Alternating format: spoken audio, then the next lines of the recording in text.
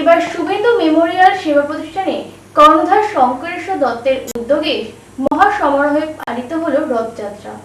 চোখ আমাদের অমূল্য সম্পদ, আর চোখের যত্ন আবশ্যিক। তাই চোখের সমস্যায় আক্রান্ত মানুষের পাশে দাঁড়াতে অবসরপ্রাপ্ত স্টেট ব্যাংক কর্মী শঙ্করেশ্বর দত্ত নিজের জ্যেষ্ঠ পুত্র শুভেন্দু দত্তের স্মৃতিতে গোবরাপোতা গ্রামে শুভেন্দু মেমোরিয়াল সেবা প্রতিষ্ঠান প্রতিষ্ঠিত করেছেন।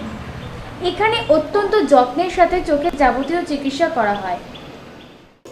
স্যার, প্রথমে আমি আজকে আপনার কাছ থেকে জেনে নেব শুভেন্দু মেমোরিয়াল সেবা প্রতিষ্ঠান প্রথম কবে থেকে শুরু হয়েছে?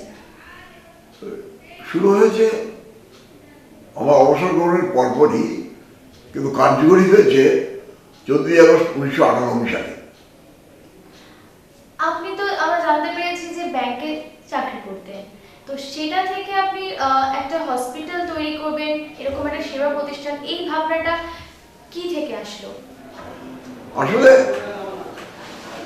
আমি ব্যাংকে ছিলাম, এই যে ট্রেড ইউনিয়ন করে দিয়েছিলেন, সারা ভারত স্টাফ ফেডারেশনের নেতা ছিলাম, বেঙ্গল সার্কেলের জেনারেল সেক্রেটারি ছিলাম। সর্বোপরি আমি কর্মচারী প্রতিনিধি হিসাবে ব্যাংকের ডাইরেক্টর হয়েছিলাম। এটা সকলের ভাগ্যে জোটে না। এর উদ্দেশ্য ছিল এই, আমার বড় ছেলেটি মারা যায়, তাদের স্মৃতিতে কিছু সমাজের কাজ করবো, এই ভাবনা নিয়ে আমাদের এই কাজটা শুরু হয়েছিল। এখানে বর্তমানে পেশেন্টরা কোথা থেকে আসছে? এই নদিয়া ডিস্ট্রিক্টের বাইরে থেকে? নদিয়া জেলার এখন সমস্ত গ্রাম থেকে এখানে লোকজন আসে। এখানে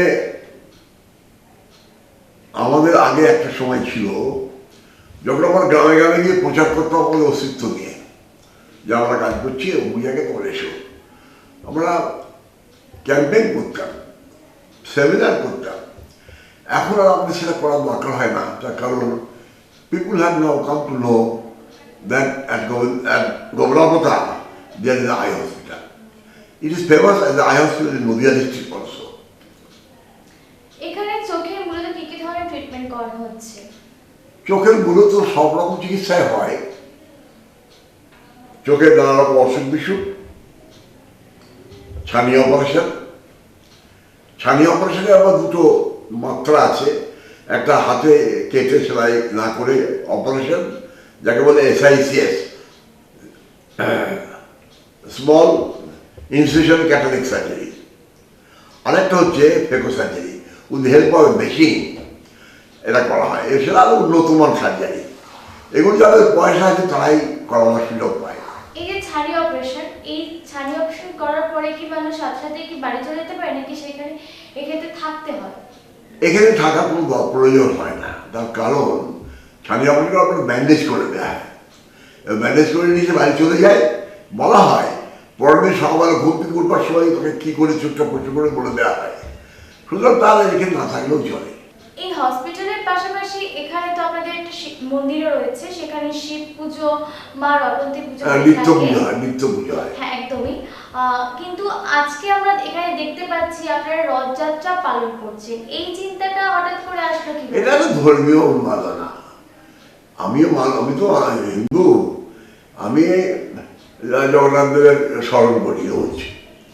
তা আমার মন্দির আছে, মন্দির তৈরি করেছিলাম। মন্দিরে যদি শিবলিঙ্গ থাকতে পারে, মা রটন্তীর পটচিত্র থাকতে পারে, তাহলে জগন্নাথ অসুবিধা কোথায়? যে জগন্নাথ বল্লভ সুভদ্রাকে নিয়ে এসে পুজো করছি।